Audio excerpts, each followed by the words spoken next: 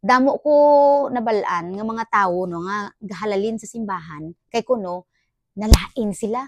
Amo tong ginhambal ni pastor yaman. Naman nga naghambal si pastor nga hindi ko pwede magdumot.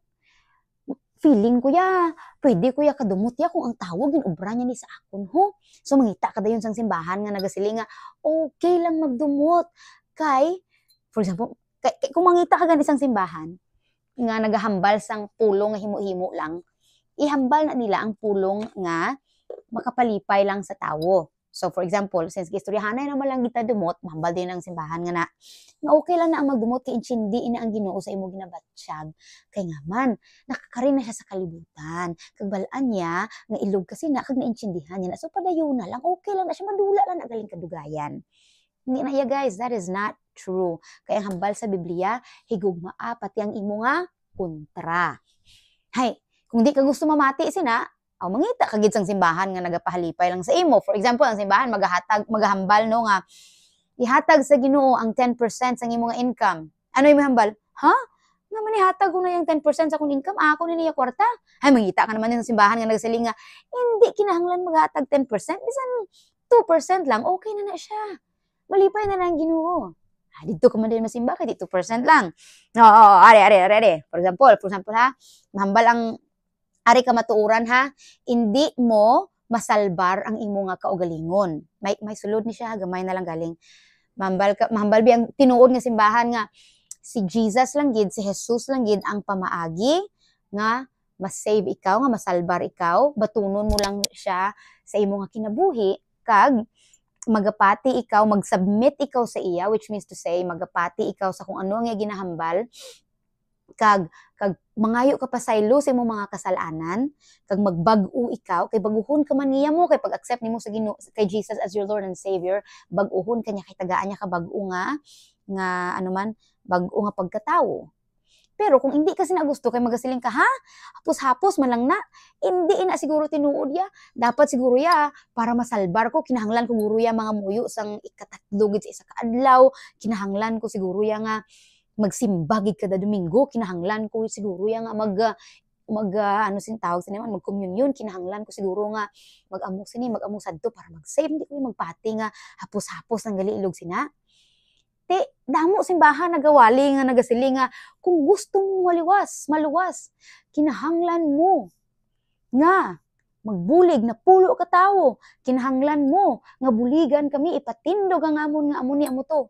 Ay mamal ka, uy, dumayo na, damo ko kwarta. Maubra ko na siya. Mas-save ko nga akong nakaugalingon. O, dito ka gidayon, palapit. Kay nga man, hindi ka magpati sa kamatuuran. Gusto ka lang magpati sa kung ano ang makapahalipay sa imo.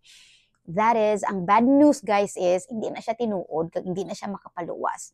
Kay ang bisan ano, nga wali-wali sang tawo, nga ginahimo-himo lang nila, bisan nakapahalipay pa sa imo, hindi ka maghihapon maluwas.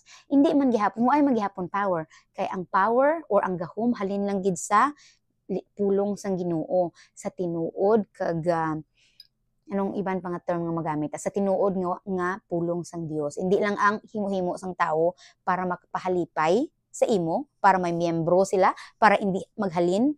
Ako ya guys, ang ako niya nga pangamuyo is hindi gid ko maghambal sang wala ginahambal sang Ginoo sa iya nga pulong kay waay na siya pulos. Ang may pulos lang gid is ang kamatuoran kag kung ano ang tinuod, kag ako nagahatag sa inyo sang Bible study or I'm doing this Bible study thing based sini kay I wanna share the gospel. I wanna share the good news kung ano ang nakabutang sa Bible. Of course hindi ni siya Bible,